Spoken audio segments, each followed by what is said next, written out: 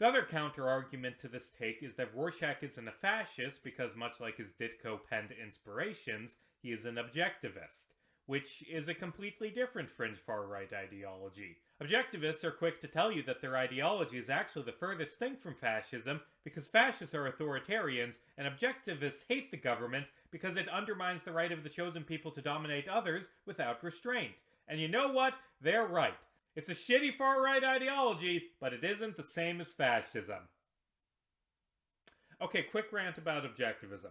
Objectivism is an ideology centered on two ideas. You should be a selfish asshole and do whatever makes you the most money. And also, the government is bad and tyrannical, primarily because it limits the ability of capitalists to be selfish assholes. The thing is, I think objectivists are fundamentally incapable of fighting authoritarianism in any meaningful way, because, newsflash, authoritarianism is great for capitalists. If you own a fruit company, you don't want democracy or freedom because those things hurt your bottom line.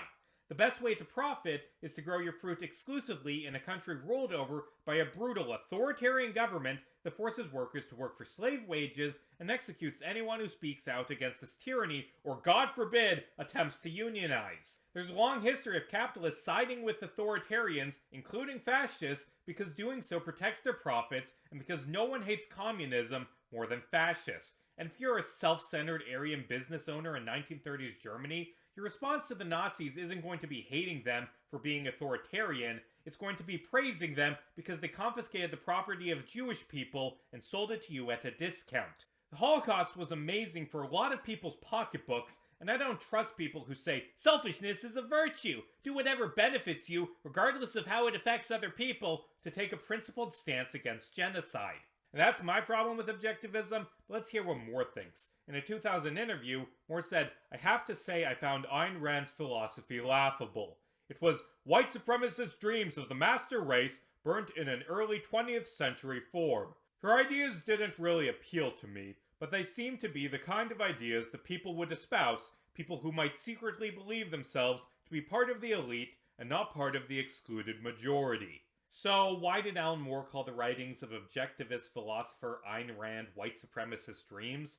Well, first off, we should acknowledge that Ayn Rand was a white supremacist who supported genocide. To quote, the Native Americans didn't have any rights to the land, and there was no reason for anyone to grant them rights which they had not conceived and were not using. What was it that they were fighting for when they opposed white men on this continent? For their wish to continue a primitive existence, their right to keep part of the earth untouched, unused, and not even as property, but just keep everybody out so that you will live practically like an animal or a few caves above it. Any white person who brings the element of civilization has the right to take over this continent.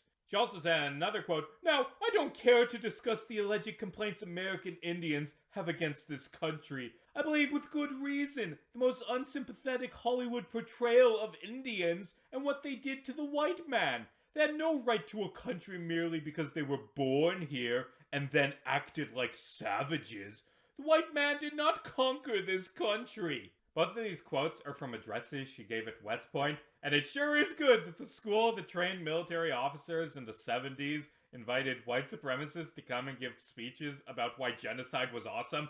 I hope there wasn't any horrific consequences of West Point instilling these ideals into soldiers in the 1970s. What Ayn Rand said in those disgusting quotes is a lie, by the way. Native Americans were not a monolith. Some tribes had agriculture. Some native groups, like the Aztecs, had empires and massive technologically advanced cities. Ayn Rand was full of shit. But it isn't just that she was full of shit. It's more sinister than that.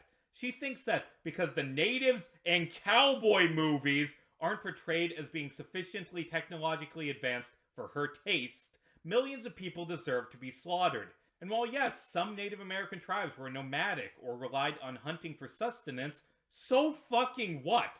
Why the hell does using a system of living that is better adopted to the region justify, again, systematic decimation of a people? It's true that many pre-Columbian tribes did not have modern capitalist property rights. And as far as Ayn Rand was concerned, that made conquering them justified. They do not have capitalism, thus they are not people, thus genocide is justifiable. And don't worry, she didn't just hate Native Americans. Guess what her viewpoint on Palestine was? The Arabs are one of the least developed cultures. They're typically nomads. Their culture is primitive, and they resent Israel because it's the sole beachhead of modern science and civilization on their continent. When you have civilized men fighting savages, you support the civilized men no matter who they are. Motherfucker, have you heard of the golden age of mathematics? Oh, they're primitive. They invented fucking algebra, you piece of human dog shit. God, it isn't just that Ayn Rand was racist and a shitty writer. She was also really, really fucking stupid and had a second grader's grasp of history. And the thing is, I don't think this is why Alan Moore called Ayn Rand a white supremacist. Her racism is kept on the down low in most of her books, but an astute eye can still get the undertones. Ayn Rand's books are frequently about people, all of them white Americans of course, who are superior. The Fountainhead is about an architect who is just like so much more intelligent and competent than everyone else and would succeed if it wasn't for all of those evil socialist architecture critics who control society. Atlas Shrugged is about a group of genius inventors and businessmen who society would collapse without because they're like so much better than everyone else going on strike, which causes society to begin crumbling. They're led by John Galt, this genius, charismatic leader with superior instincts that are essential to stop this overwhelming crisis and preserve the primacy of this declining, victimized group of chosen people. And, I mean, I'm being coy with my word choice, but you can see Moore's point, right? How the writings of Ayn Rand and her obsession with these super genius, messianic industrialists veer close to espousing a desire for a master race, something that, of course, Rand herself believed in.